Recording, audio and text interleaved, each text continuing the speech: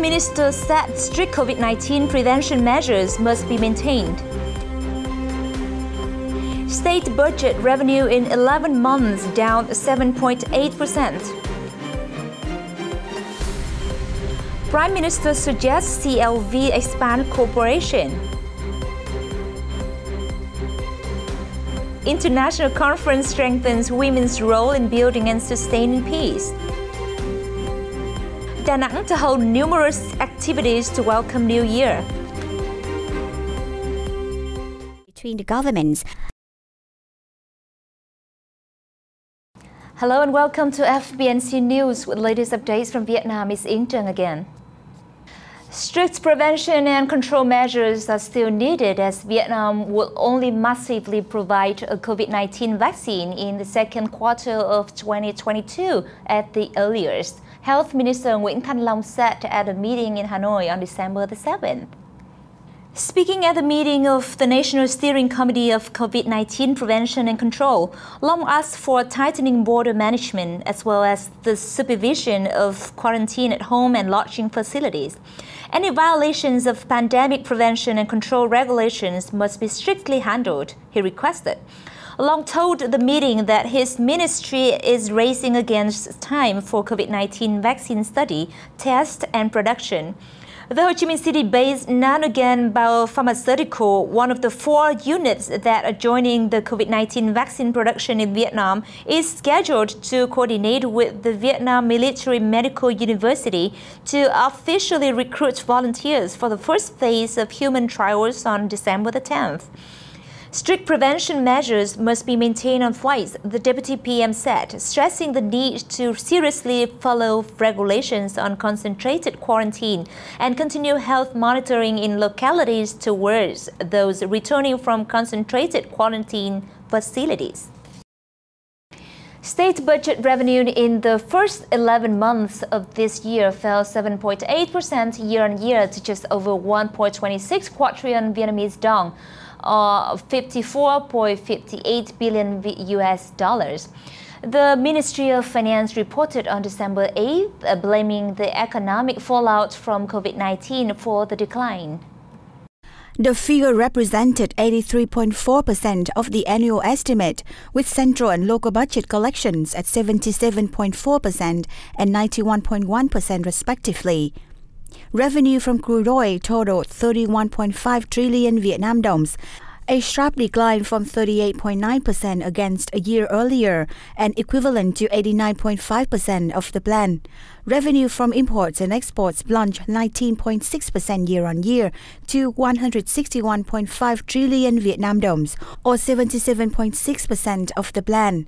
State budget expenditure, meanwhile, rose 8.5% to close to 1.37 quadrillion Vietnam dongs, equivalent to 78.4% of the annual plan. The ministry said that about 17.9 trillion Vietnam dongs has been spent from the state budget to cover COVID-19 response and financially support businesses and people affected.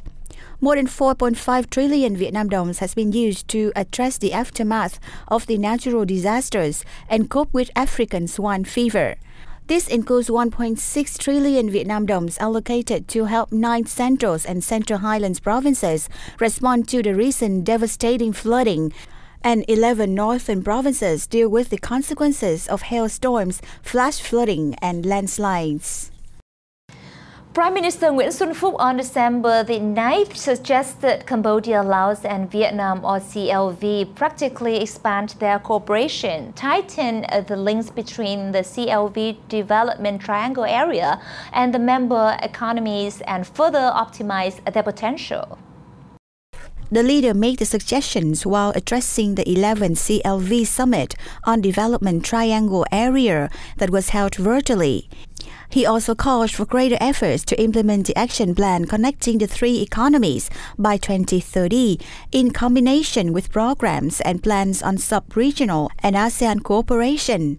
It is necessary to build an open, favorable climate for trade, investment, and tourism through the serious implementation of existing agreements and the building of new deals, he said. The Prime Minister also suggested facilitating the circulation of goods at border gates as well as the operation of businesses in the region. The long-standing friendship between peoples of the countries and close coordination between the governments have created a crucial foundation for the region to develop strongly, becoming a growth engine of ASEAN. During the summit, the participating leaders expressed their firm commitment to strengthening the CLV development triangle area, aiming to spur economic growth, alleviate poverty, and promote socio-cultural progress.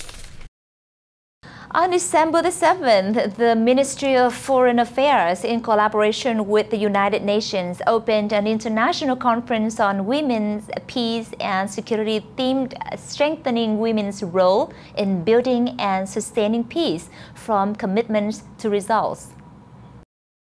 The three-day conference is organized in the in-person format in Hanoi and via video conference in over 70 nations.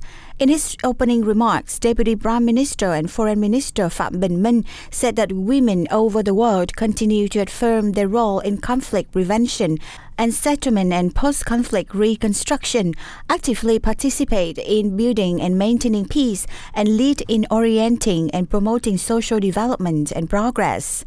However, women's lives and dignity are still threatened, and many girls are not allowed to go to school as many countries and regions are facing wars, conflicts, poverty, and epidemics. MINH stated, adding that gender violence remains a problem. Women are also facing many political, economic, and cultural barriers and lacking necessary support to bring into full play their role.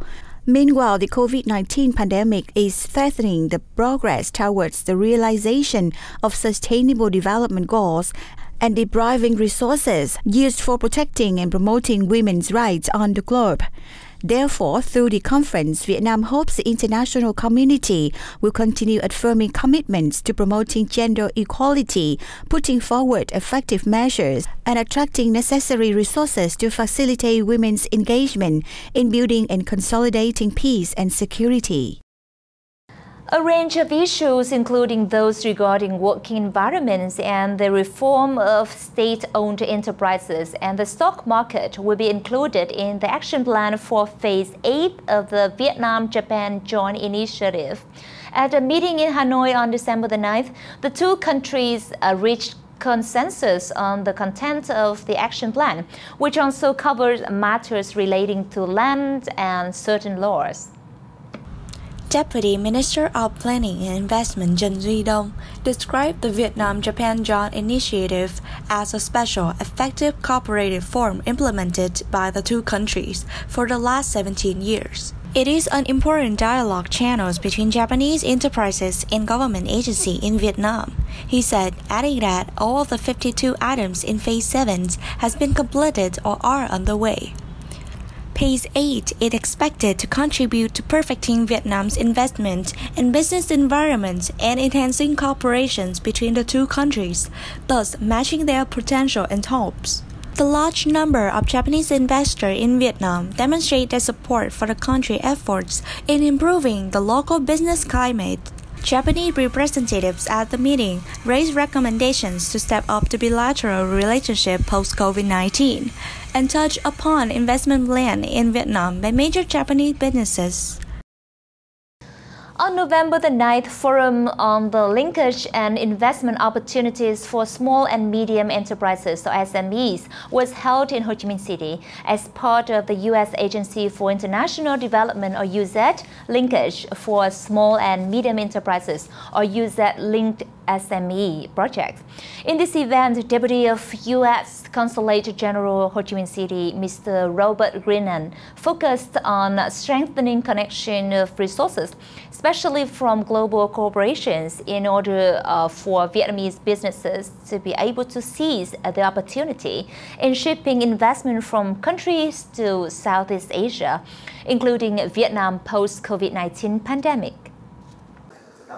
During the crisis when the global supply chain was broken by the COVID-19 pandemic, it shows that Ho Chi Minh City as well as Vietnamese enterprises are still vulnerable, limited in capacity, market, and the ability to participate in global supply chains, therefore strengthening the connection of resources, especially from global corporations, foreign partners in Vietnam and the world, particularly in the field of supporting industries, participating more deeply in the global value chain, taking advantage of the shifting investment wave in order to innovate and develop our urgent requirements.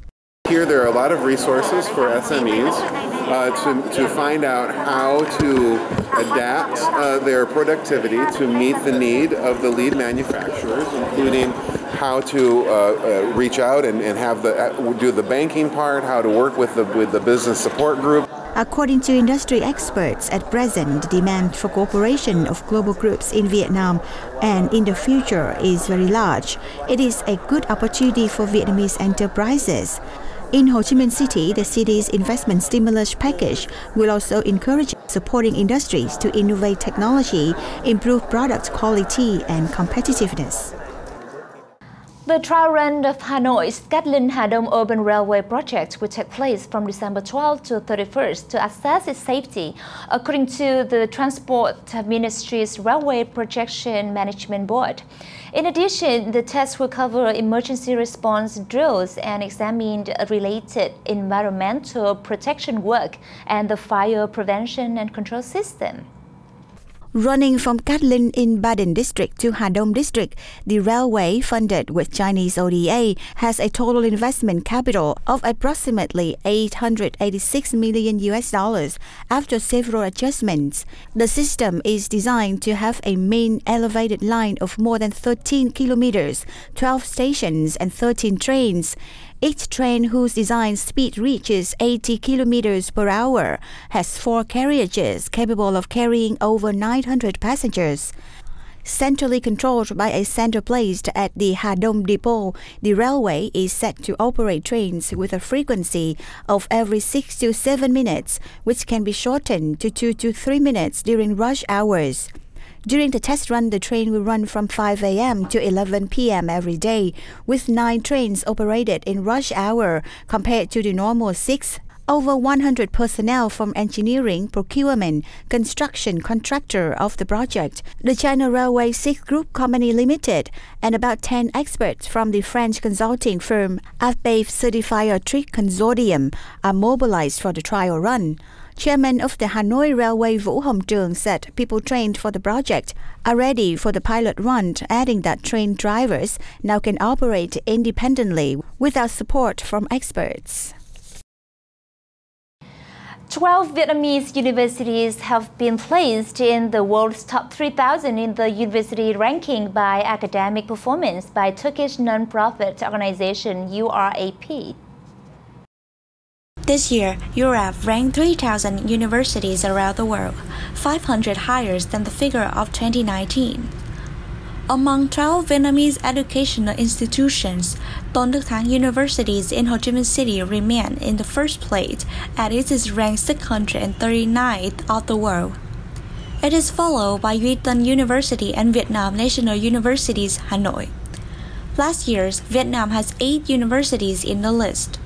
Europe, established in 2009 at the Informatic Institutions of Middle East Technical Universities, measures academic achievements of universities around the world based on the number of articles published in journals, the number of citations in journals, total number of research papers published internationally in the last 5 years, and international cooperations.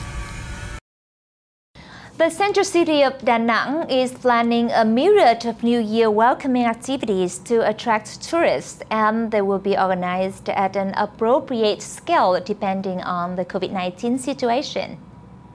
The Da Nang Festival Welcome New Year's 2021 programs, slated for December 30, 2020 to January 3, 2021, aims to help revitalize tourism amid the new normal so as to ensure the twin targets of pandemic control and socio-economic development, according to directors of the Municipal Tourism Department, Trương Thị Hồng Hạnh.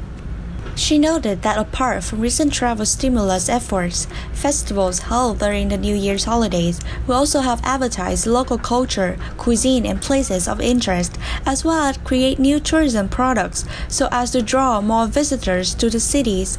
The program to take place at the square at the Asia Park in Haichou District will feature a wide range of activities like a cyclo parade, free night tours on the Han River, street music show, and singing and dancing performances with traditional music instruments. A noodle festival with typical noodle dishes of Vietnam and other countries, along with booths introducing Da Nang delicacies, is also expected to add further to the city attractiveness. And that has wrapped up our program for today. Thank you for watching. Until next time, goodbye.